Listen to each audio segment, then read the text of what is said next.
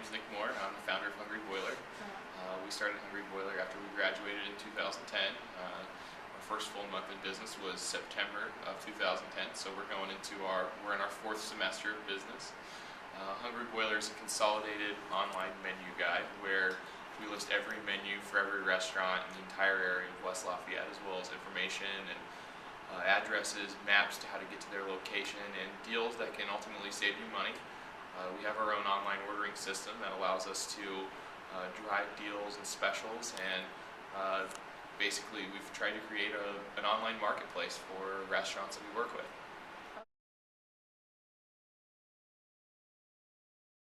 No, actually it wasn't. I had always wanted to go to law school. My partner and I both were kind of headed down that track. I was in Bloomington at the time, and we heard about a buddy that was a little older than mine had heard about some guys at Penn State who had put together a website that listed every menu for every restaurant in town in State College. And we felt like that was a really good idea. There were a lot of market indicators, such as Papa John's reporting a 50% annual increase in their own online ordering revenue, as well as Domino's and other restaurants, big restaurants, getting into the same kind of arena. So we felt like that maybe that was the way of the future, and that was the direction that a lot of restaurants would be heading. So we took a gamble, and we decided to kind of join that boat. Oh man, ask me that question in 5 years. I don't know. Hungry Boiler is still in its infancy, so I'm still a very young entrepreneur. I'm still learning at a very rapid pace, and a lot of trial and error, a lot of things that have worked that have provided great lessons, a lot of things that haven't worked that have provided equally great lessons. So,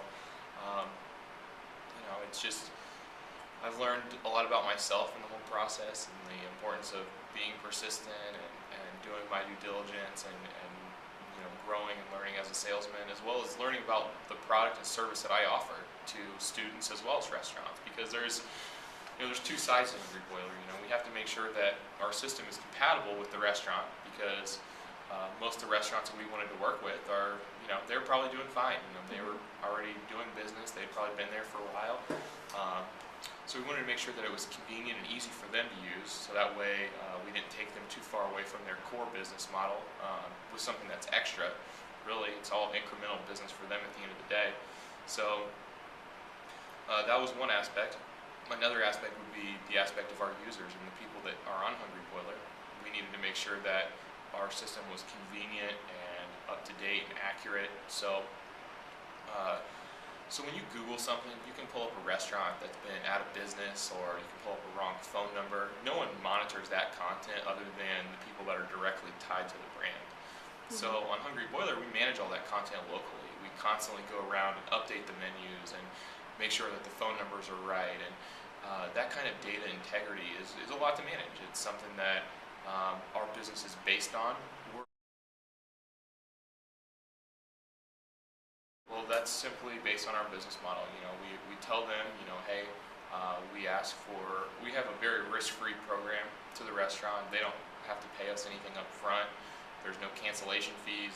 They're not tied to us in any way. The whole thing is set up on a trial basis. So we go to them, and we ask for a small percentage of every order that we facilitate through Hungry Boiler.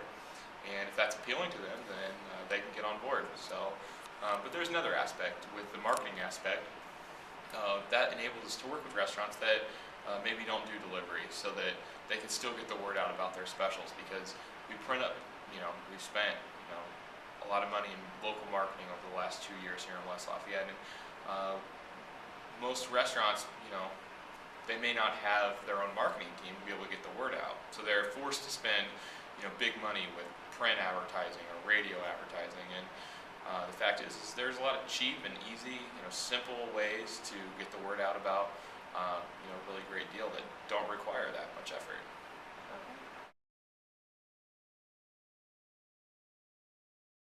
Sure, yeah. I think that the specials, at the end of the day, if you can save money, and it's not a painstaking process to do so, why not? If you can make it a very simple and efficient method, I think that's been one of our biggest things. As well as, like I said, Hungry Boiler is part of the culture here.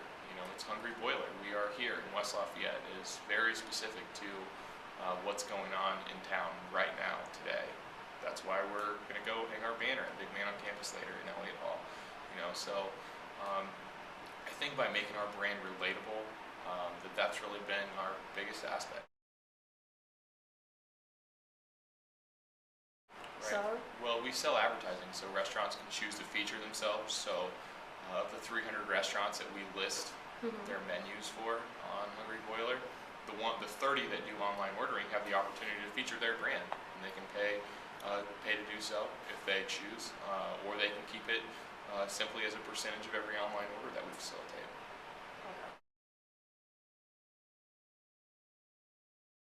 Yeah, absolutely. A business plan is it's a living document. It's something that'll never be finished. It's something that I'm always adding to, that I'm always subtracting from, that I'm always looking for a new channel to make Hungry Boiler better. So Hungry Boiler is a product of what our users have requested. We would call every single first-time customer in our first year of business and ask them, hey, did everything work all right? Thank you for using the site. What can we do better to fulfill your needs to get food? So we documented those responses, and we took those into scale, and we were able to improve our program because of it. So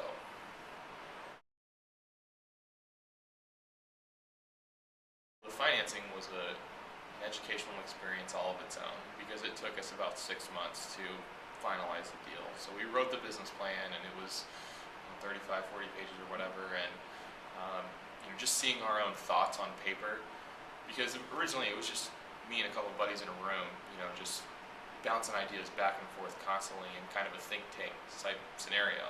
And sometimes through that kind of verbal back and forth, things can be lost, and it's important to put it down on paper so that you can review it and you can see what it would look like from an outsider's perspective much better.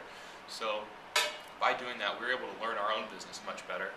And then from there, we were able to go into these meetings with venture capitalists and people from our own personal network and try to sell them. And then we would analyze ourselves on why they didn't give us the money, why didn't they bite on the deal right then. So what was the road? What was the thing that was catching us up? So through a difficult and painstaking process of self-analysis, we were able to improve our program, improve ourselves as salesmen, and eventually get the money from a close personal network.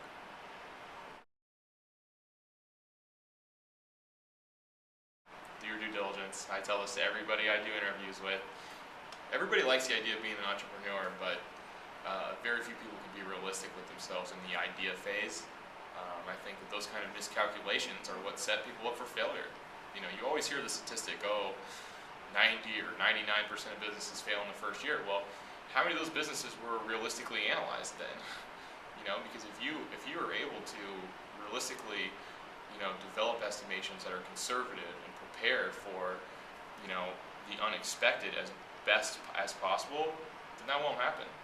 You have to be nimble. You have to be able to adjust. And I think that that's important. Don't go into it as though, you have this hard line that you have to take in order to make something work, because who knows, maybe going with the flow might take you into a whole different business model that can be even more profitable in the future.